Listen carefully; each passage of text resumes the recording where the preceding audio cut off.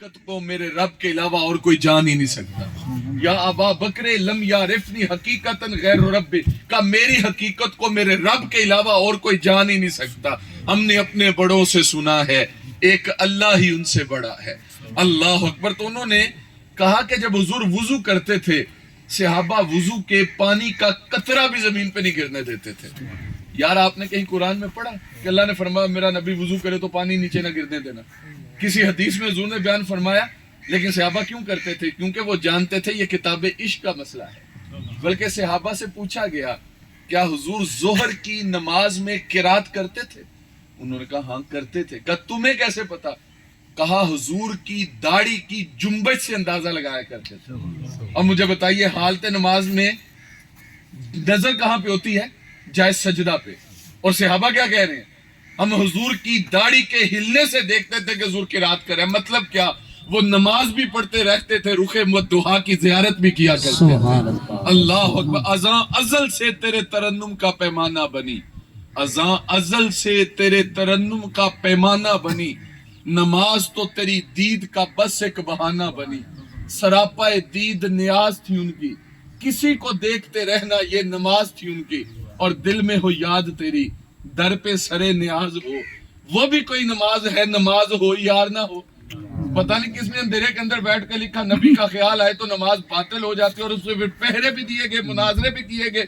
امیت تم کہتے ہو نبی کا خیال آئے نماز ٹوٹ جاتی ہے. ہم کہتے ہیں جب تک نبی کا خیال نہ آئے ہماری تو نماز ہی نہیں ہوتی. اور حالت نماز میں نبی کا خیال آنا یہ نماز کی معراج کہلاتی ہے اور بلندیوں تک پہنچا دیا جاتا ہے. کہ حضور وضو کرتے تھے، صحابہ پانی نیچے نہیں گرنے دیتے تھے. انہوں نے کہا اس سے بھی آگے آؤ. اچھا پانی کرتے کیا تھے؟ کہ اپنے ہاتھوں پہ لیتے، اپنے چہروں پہ ملتے، اپنے سینے پہ ملتے. اور جس کو وہ پانی میسر نہ آتا وہ کسی کے گیلے ہاتھوں سے ہاتھ مس کر کے اپنے بدن پہ ملتا. اللہ اکبر. انہوں نے کہا اس سے بھی آگے آئیے. حضور جب لعاب پھینکتے تھے صحابہ ہاتھ نیچے کر دیتے تھے. یار کوئی لاؤ تو صحیح. پتہ نہیں کس کو دیکھا کس کا کلمہ پڑھا. کئیاں کول ہوندیاں بھی اپنا نہ جانے تے دل والے آکھیا دلدار آ گئے. یار کبھی آپ نے سنا کو لعاب پھینکے کو تھوک پھینکے تو کو ہاتھ نیچے کر دے؟ تو کہ جس کو تو سوچ کے طبیعت کے اندر گھن پیدا ہوتی ہے. کوئی سامنے تھوک کے چلا جائے تو طبیعت بے چین ہوتی ہے. تو ایک معترض شخص بیٹھا ہوا تھا. اس نے کہا کیسے ممکن ہے کہ کوئی لعاب پھینکے تو کوئی ہاتھ نیچے کر دے؟ مانا محبت کے اپنے رنگ ہوتے ہیں لیکن یہ بات ہو ہی نہیں سکتی. لیکن ظالم یہ نہیں جانتا تھا کہ وہ لعاب نہیں تھا، وہ تو کوثر و تسنیم سے پاکیزہ تر پانی تھا. اور اگر کسی کو میسر آ جائے اللہ اکبر. حضور لعاب پھینکتے صحابہ ہاتھ نیچے کرتے ہیں.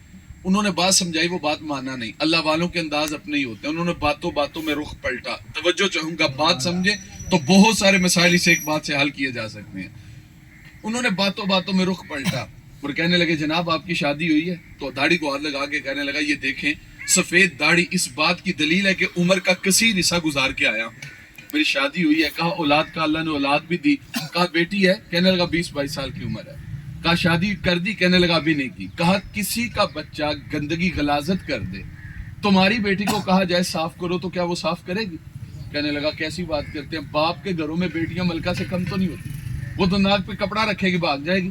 کہا کیوں؟ کہا اس کی تفن آئے گی، بدبو آئے گی. وہ تو اپنی مرضی سے اٹھتی ہے، اپنی مرضی سے کھاتی ہے، اپنی مرضی سے چلتی ہے. باپ کے گھر میں لاڑ تو باپ ہی دیکھتے ہیں. تو کہا کیسے ممکن ہے کہ وہ گندگی غلاظت صاحب، وہ تو گھر کی صفائی بھی نہیں کرتی، نخروں میں پلتی ہے، نہیں کرے گی. انہوں نے کہا اچھا اپنی بیٹی کی شادی کا ارادہ ہے؟ وہ کہنے لگا دعا کریں اللہ اچھا رشتہ دے، شادی تو بہرحال کرنی ہے. کہا پھر اللہ تمہاری بیٹی کو اولاد دے اور تمہاری بیٹی کی جب اولاد ہو جائے وہ گندگی غلاظت کرے، پھر کہا جائے صاف کرو تو کیا وہ صاف کرے گی؟ تو ہنس کے کہنے لگا حضرت کیسی باتیں کرتا ہے، پھر کوئی نہ بھی کہے تو وہ صاف کرے گی. کہا کیوں؟ پہلے تو کہا جا رہا تھا اور کرنے کے لیے تیار نہیں تھی، اور اب کہا بھی نہیں جا رہا اور کر رہی ہے. کہنے لگا پہلے اولاد اپنی نہیں تھی، اب اولاد اپنی ہے. انہوں نے کہا بات ختم ہو گئی، صحابہ کا نبی بھی اپنا ہی تھا. تم نے اپنا سمجھا نہیں ہے. اپنا سمجھتے دلیلیں نہ مانگتے، جانے وار دیتے. میں ہاتھ چما تنو پیڑ پہن دی، دل کردہ چما چتیاں نے. اور میاں یہ کمکمے، یہ چراغاں، یہ جنڈیاں، ان کی اوقات کیا ہے؟ ہمارا تو بس نہیں چلتا وگرنہ دل کاٹ کے محبوب کے قدموں میں ڈال دے. اللہ نے وہ رسول عطا کیا کہ جو نبیوں کا بھی امام ٹھہرا. اپنا انداز زمانے سے جدا رکھتے ہیں. ہم تو محبوب بھی محبوب خدا رکھتے ہیں. ہمارا محبوب کو گلیوں میں چلنے والا تھوڑی ہے. یہ وقت نکال کے اس وقت ہم یہاں پہ کسی عام شخص کے لیے تو نہیں بیٹھے, ہم تو اس کے لیے بیٹھے جو خدا کا بھی محبوب ہے, جس کا حسن اللہ کو بھی بھا گیا. ایسے پیارے سے محبت کیجئے. اللہ اور محبت کیوں نہ کریں.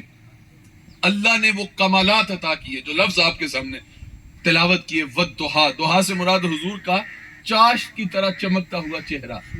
چاشت اس وقت تو کہتے ہیں جب سورج اتنی آب و تاب کے ساتھ چمکے کہ آنکھ بھر کے اسے دیکھا نہ جا سکے, اس وقت کو وقت چاشت کہتے ہیں. اور لیل کہتے ہیں جب رات چھا جائے, اندھیرا پھیل جائے.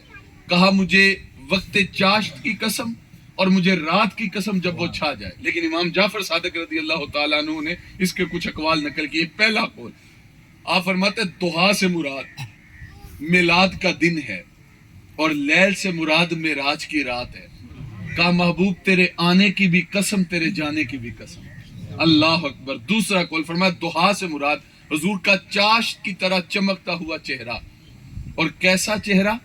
حضرت حسان بن ثابت حضور کے درباری شاعر ہیں اور شاعر حسن کا نقشہ کھینچنے میں بڑا ماہر ہوتا ہے. کہتے ہیں مجھے حضور کو دیکھنے کا ایک کلیہ مل گیا تھا, اور کہتے ہیں لوگوں میں اپنے شعروں سے حضور کی تعریف نہیں کرتا, بلکہ جب حضور کا نام میرے شعر میں آتا ہے میرے شعر میں حسن پیدا ہو جاتا ہے. یہ نام کوئی کام بگڑنے نہیں دیتا, بگڑے بھی بنا دیتا ہے نام محمد صلی اللہ. ذرا زور سے بولیں صلی اللہ, زور سے بولیں صلی اللہ. اپنے نبی کی ذات پہ درود پڑھیں, جھجک نہ چھوڑے صلی اللہ علیہ وسلم. یہ نام کوئی کام بگڑنے نہیں دیتا, بگڑے بھی بنا دیتا ہے نام محمد صلی اللہ علیہ وسلم. کہا مجھے حضور کو دیکھنے کا ایک کلیہ مل گیا تھا. کہا وہ کیا؟ کہا میں اپنی آنکھوں پہ اپنی انگلیاں رکھتا اور انگلیوں کی دراڑوں سے حضور کا چہرہ دیکھتا تھا. اگر ڈائریکٹ دیکھتا تو ڈر تھا کہ حضور کے چہرے کی چمک کی وجہ سے میری آنکھیں ہی نہ چندے آ جائیں. اللہ نے وہ حسن وہ جمال اپنے رسول کو عطا کیا تھا. لکھاں لوگ آئے زمانے تھے محبوب خدا جیا کوئی نہیں, لکھاں سونے بن بن بیندے نے او دی خاکے پا جیا کوئی نہیں. بلکہ حضور نے فرمایا صحابہ جب کوئی بچہ پیدا ہوتا ہے تو اس کے ساتھ اس کا ہمزاد پیدا ہوتا ہے جو اس کی پسلیوں کو چھیڑتا ہے اور بچہ روتا ہے. اگر وہ روئے نہ تو گھر والے شک میں پڑ جاتے ہیں پتہ نہیں وہ زندہ بھی ہے یا نہیں. تو ان صحابہ نے عرض کی حضور وہ ہر بچے کے ساتھ پیدا ہوتا ہے؟ حضور نے فرمایا ہاں ہر ایک کے ساتھ پیدا ہوتا ہے. عرض کرنے لگے حضور جب آپ پیدا ہوئے تھے تو پھر آپ کے ساتھ بھی پیدا ہوا تھا؟ تو حضور کہنے لگے ہاں میرے ساتھ بھی پیدا ہوا تھا. حضور کیا اس نے آپ کو بھی چھیڑا تھا؟ حضور نے فرمایا صحابہ اس نے مجھے کیا چھیڑنا تھا, جب اس کی نگاہ میرے چہرے پہ پڑی اس کے لبوں پہ کلمہ جاری ہو گیا. یار وہ خاتون جو اپنے گھر کی کل کائنات سمیٹ کے مکہ چھوڑ کے جا رہی تھی, کوئی سامان اٹھانے کے لیے تیار نہیں تھا, میرے حضور آئے قبل اس سے وہ کہتی. حضور گٹھی اٹھا کے بولے اماں آپ نے جانا کہاں پہ ہے؟ کہ تو فلاں جگہ پہ جانا ہے. حضور ساتھ ساتھ چلنے لگے اور باتیں کرنے لگی اور کہنے لگی میں وطن اس لیے چھوڑ کے جا رہی ہوں, سنا ہے جہاں یہاں پہ جادوگر آیا ہے, جو اس سے ملتا ہے اسی کا ہو جاتا ہے. میں اس لیے چھوڑ کے جا رہی ہوں ساری زندگی لات عزا سے وفا کی, کہیں ایسا نہ ہو عمر کے آخری حصے میں بے وفائی ہو جائے. کہا جب میں جاؤں گی لوگ پوچھیں گے وطن کیوں چھوڑ کے آئی ہے تو ان کو بتاؤں گی اس وجہ سے چھوڑ کے آئی ہوں, تو وہ میرے وطن کے بارے میں اچھے خیال نہیں رکھیں گے. پتر تو بڑا سونا نوجوان ہے, مجھے اپنا نام تو بتا. جب ان کو بتاؤں گی نا وہاں پہ جادوگر رہتے, یہ بھی بتاؤں گی تیرے جیسے سونے نوجوان بھی رہتے ہیں. اللہ. حضور خاموشی سے ساتھ ساتھ چل رہے تھے. جب اس نے یہ کہا تو حضور نے اس کی طرف مسکرا کے دیکھا, اس کے قدم رک گئے. وہ کہتی اب قدم نہیں اٹھاؤں گی, پہلے نام تو بتا. میرے استاد فرماتے ہیں نظر کی جولانیاں نہ پوچھو, نظر حقیقت میں وہ نظر ہے جو اٹھے تو بجلی پناہ مانگے, گرے تو خانہ خراب کر دے. کہنے لگی نام تو بتا. حضور مسکرا کے بولے اماں جس جادوگر سے بھاگ کے تو جا رہی ہے وہ جادوگر میں ہی ہوں. اس نے کہا اگر یہ جادو ہے تو پھر میرے پہ بھی چل گیا, مجھے کلمہ پڑھا کے مسلمان کر دے. تیری تک کے ادامہ میں مرید ہو گئی. اللہ اکبر. حضور علیہ الصلوۃ والسلام نے جب ہجرت مدینہ کی تو مدینے کے اندر لوگ یہ سمجھتے تھے یہودیوں کا طوطی بولتا تھا, اور عزت بھی ان کے پاس تھی, منصب بھی ان کے پاس تھا, بازار بھی ان کے پاس تھے, جاہ و جلال بھی ان کے پاس تھا. وہ سمجھتے تھے یہ 4 دن کی کہانی ہے, کون نیا دین قبول کرے گا. جہاں پہ ایک نہیں ہزاروں خداؤں کا فسوں چلتا ہو وہاں پہ ایک رب کو ماننے والے کی بات کون سنے گا. لیکن وہ کیا جانتے تھے. اللہ اکبر. حضور صلی اللہ علیہ وسلم گزر رہے تھے, راستے سے حضور کو ایک گھوڑا پسند آیا. حضور نے فرمایا بیچتے ہو؟ کہتا ہے ہاں بیچتا ہوں. کتنے کا؟ اتنے کا. سودا طے ہو گیا. حضور نے فرمایا میاں میں تجارت کی غرض سے آیا نہیں تھا, میں تو ویسے گزرا تھا, اگر تم یہاں پہ رکو تو میں قیمت لے کے آتا ہوں. اس نے کہا جی ٹھیک ہے, آپ قیمت لے آئے. حضور قیمت لینے کے لیے گئے, پیچھے سے کوئی اور گاہک آیا, کہا میاں گھوڑا بیچتے ہو؟ اس نے کہا جی بیچ چکا ہوں. کس کو؟ کہا مسلمانوں کے نبی کو. کتنے کا؟ اتنے کا. کہنے لگا مجھ سے 4 پیسے زیادہ لے لو. اس نے کہا نہیں یہ تو غلط بیانی ہوگی. اس نے کہا جب اس نے خریدا تھا تو موقع پہ کوئی گواہ تھا؟ اس نے کہا نہیں. کہا پھر انکار کر دینا, پیسے زیادہ دیتا ہوں. اب یہ انسانی فطرت ہے, جہاں سے نفع ملے انسان وہاں پر لڑکتا ہے. اتنی دیر میں میرے رسول بھی آ گئے. حضور نے فرمایا میاں یہ قیمت لو اور گھوڑا مجھے دے دو. اس نے کہا جی کون سا گھوڑا؟ حضور نے فرمایا جو تم نے بیچا تھا. اس نے کہا میں نے بیچے نہیں, آپ نے خریدا کہاں سے؟ لوگ جمع ہونے لگے, مجمع بن گیا. تو مجمع کا بھی ایک پریشر تو ہوتا ہے, تو اس نے سوچا اگر بات اس پہ آئی نا تو پھر صادق بھی یہ ہے, امین بھی یہ ہے. خود ہی کہنے لگا اگر آپ کی شریعت میں کوئی ایسا معاملہ ہو جائے, تسویہ کی صورت کیا ہے؟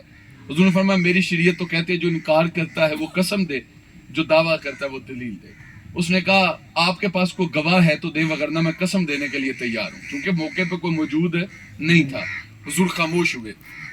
مجمع سے حضرت خزیمہ بن ثابت انصاری آگے نکلے اور کہنے لگے میں گواہی دیتا ہوں اللہ کے نبی نے تجھ سے گھوڑا خریدا ہے, اور جتنے کا کہہ رہے ہیں اتنے کا خریدا ہے.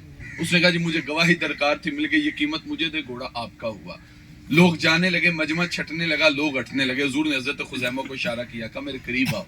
حضرت خزیمہ قریب ہوئے, کہا تو نے گواہی بھی دے دی, بات بھی سچی, گھوڑا بھی مل گیا, لیکن موقع پہ تو موجود نہیں تھا. مجھے بتا تو نے گواہی کیسے دی؟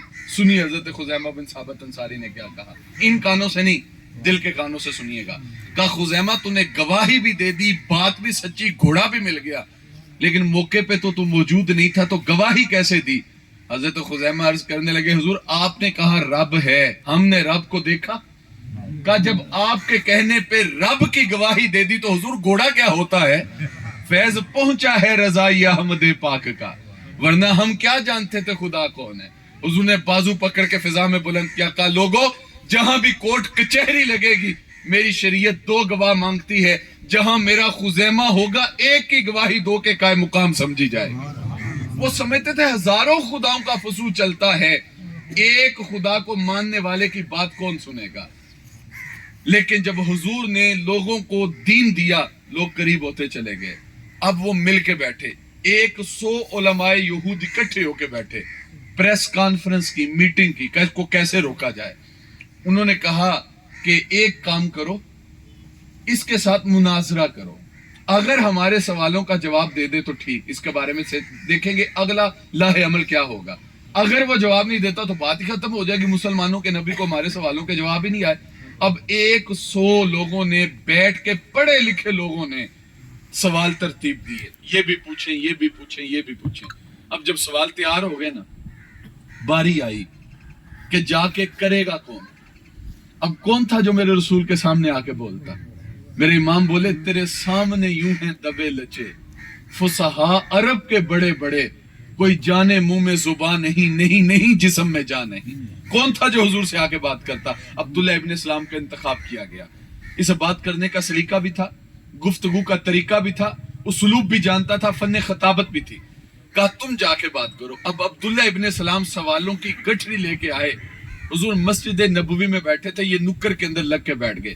حضور گفتگو ارشاد فرماتے, سل من قطعک, جو تم سے تعلق توڑے تم اس سے تعلق جوڑو, جو تمہیں محروم رکھے تم اس کی جھولیاں بھر دو. کاش ہمارا یہ مزاج پیدا ہو, ہم اپنی طبیعت کو اس سانچے میں ڈالیں کہ جو ہم سے دور ہو ہم اسے قریب کریں. لیکن ہم نے تو نفرتوں کا درس دیا نا, ہم نے تو بغض کا درس. ہمارا بچہ چھوٹا ہے, ماں درس دیتی ہے پتر تیرا چاچا نہیں ٹھیک. ابھی بچہ چھوٹا ہے, اس کا ذہن بالکل کوڑے کاغذ کی طرح ہے, یہ وقت تھا تربیت کا. اور ماں کیا کہتی ہے, پتر تسی تو ہون جوان ہوئے ہو, یہ تہاڈی ماں دا ہی حوصلہ ہے جنہیں 14 سال کٹ لی. اب بچہ سوچنے پہ مجبور ہوتا ہے کیا زیادتی ہوئی, کیا ظلم کیا جاتا رہا, اور یہاں سے نفرت کا درس دیا جاتا ہے. اور معذرت کے ساتھ ہمارے ہاں جو شریکہ برادری کا تصور ہے, پتہ نہیں ہے کس معاشرے کی لعنت تھی. شریک اس کو کہتے ہیں جو دکھ میں بھی شریک ہو, جو خوشی